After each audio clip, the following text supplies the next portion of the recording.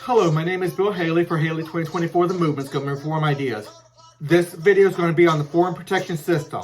How within competitive governance are we going to handle the military, the commander-in-chief, the diplomats, and the like? How are we going to handle the funding for the military? So we're going to go through all that within competitive governance and the CRA structure, competitive regulatory agency structure. So let's go through it, what we mean and what I'm talking about, because we're going to totally change the structure of government radically. We're going to have better accountability, better funding, better source of funding, a lot more free enterprise built into the system, a lot better accountability, like I said, again and again and again. Okay, we're going to have competitive governance within this. So here's a competitive governance structure. Go look. This is going to be a 5-minute video. You need to go look through the competitive regulatory agency. This is a good slide to stop and look at, but unless you have it explained, you're not going to really have the full explanation. Here are the 5 sectors. Each one of these have a top leader. We have a top diplomat, which is the difference in the top commander-in-chief. So your top diplomat, if they can't handle diplomatically and they say we need to go to war, and it takes a 70% vote to go to war, at least outside of our borders. And within American borders, anybody attacks us, the commander-in-chief has authority to protect the U.S. soil, U.S. citizens, and the like. Then you have military corporations, which is going to go significantly into the free enterprise system.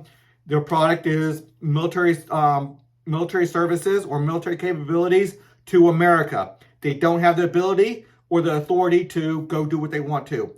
The only people that can command the military is the commander-in-chief sector. So we'll go through that. Military capability system, that is the funding mechanism. So all the states need to collect their sales taxes to achieve 5% of GDP.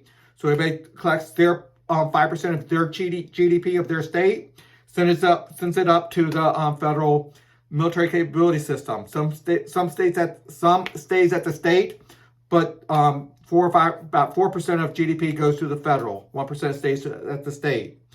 Military Authorization Agency, they authorize anybody with inherent power, government power, which is the military, with their badges or with their authority to act as a military person, to operate that tank or that battalion of tanks, those aircraft carriers, those planes, whatever the case may be.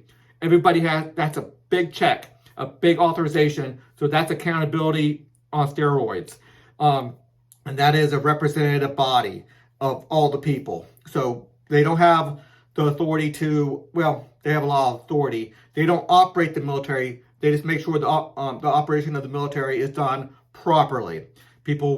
Make sure people have a good criminal record. Make sure they have they are patriotic. Make sure they are doing the stuff they're supposed to be doing and the like. There's a lot to it, but it's a authorization agency. So people it only takes 40% of the people's representatives to pull a badge. So people start doing wrong.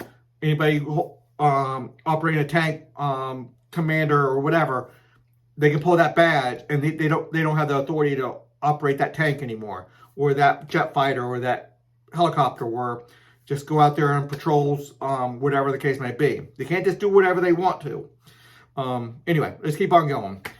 Here's a CRA structure again. It's important to understand it, but you're gonna have to go look at that because I'm already at 4 minutes, and I want to try to limit this to 5 minutes, and I think I'm gonna be at 6 or 7.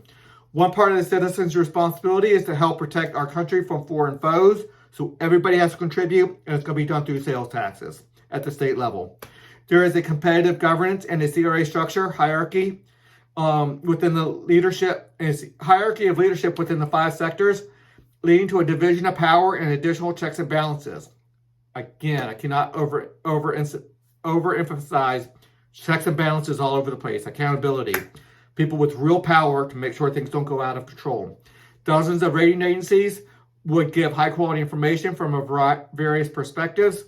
Representatives' oversight is attained by requiring any position with inherent government power, and that means to operate a tank, a jet fighter, or whatever, to acquire authorization from a military authorization agency. Sales taxes would supply the military capability system with 5% of GDP. And again, 1% for the state, 4% for the federal. The rating system will play a powerful role in abuse, fraud, and corruption. The CRA structure creates free enterprise benefits within the vast military budget. Representatives of 70% of America is needed to go to war outside of American soil. And you see the structure again, because I keep on coming back to it because it's so important to understand. Very easy to go to my website at haley2024.org. Until the next video.